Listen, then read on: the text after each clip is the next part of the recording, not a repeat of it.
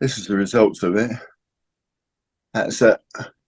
It's one of the rarest shirts, and I'll tell you why.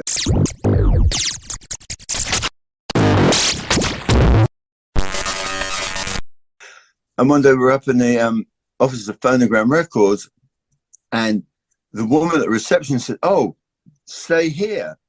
And so we thought, "Uh-oh, the game is up. They're onto our thing, our scheme. They're gonna."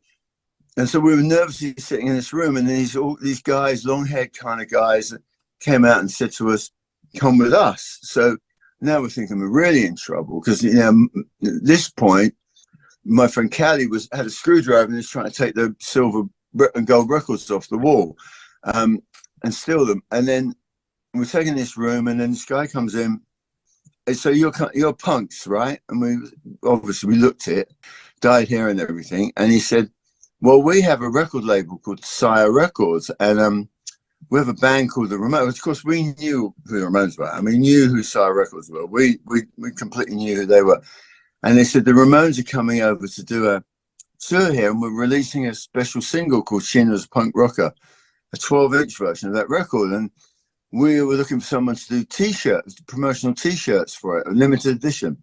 So we're like, wow, brilliant. We're like, we couldn't believe it. We thought from one minute we're in trouble to the next minute we'd be given an opportunity to work with the absolute, godfathers, if you like, of punk. I mean, every band that was a punk band at that time were influenced by the Ramones. So we were asked to do this T-shirt. And to be honest, we didn't know what we were getting ourselves into. We barely started art school, so we didn't really know how to do this. We had no clue how to do it.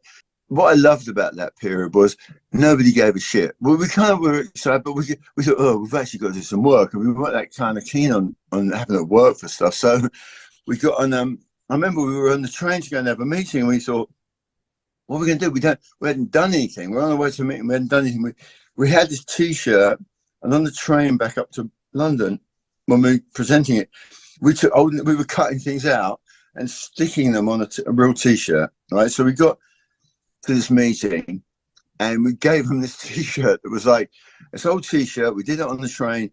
We cut some stuff out of a newspaper. We stuck it on. I've actually got the T-shirt here, but we had no idea what present. We didn't even know how to do artwork. So we in our heads thought, well, maybe we have to do it actually on the T-shirt.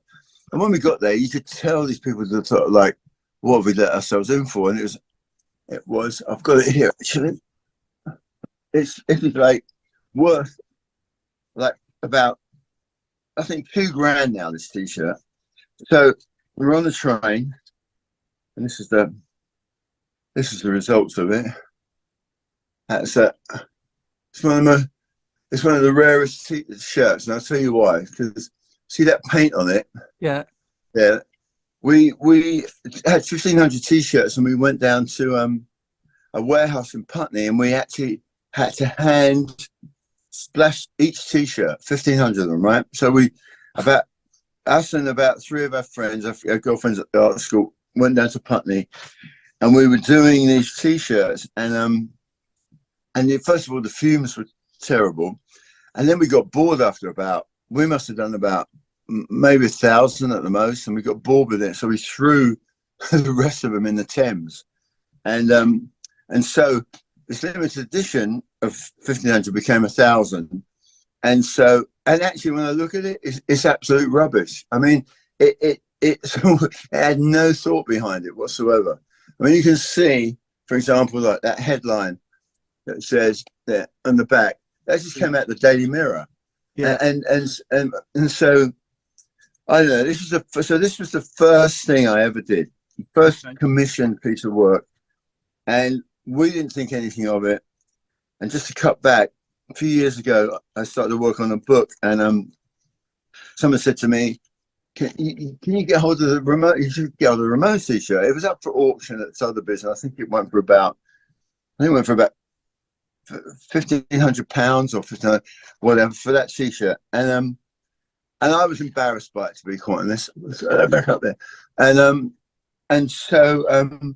but like I said, we really weren't thinking of us as this has been a potential career, or we were going to make money out of it. In fact, we didn't get paid to do it. We were invited to they played at the Roundhouse, and we were invited to the We went invited to the show at the Roundhouse. They played with it was Ramones, the Talking Heads, and the Saints from Australia.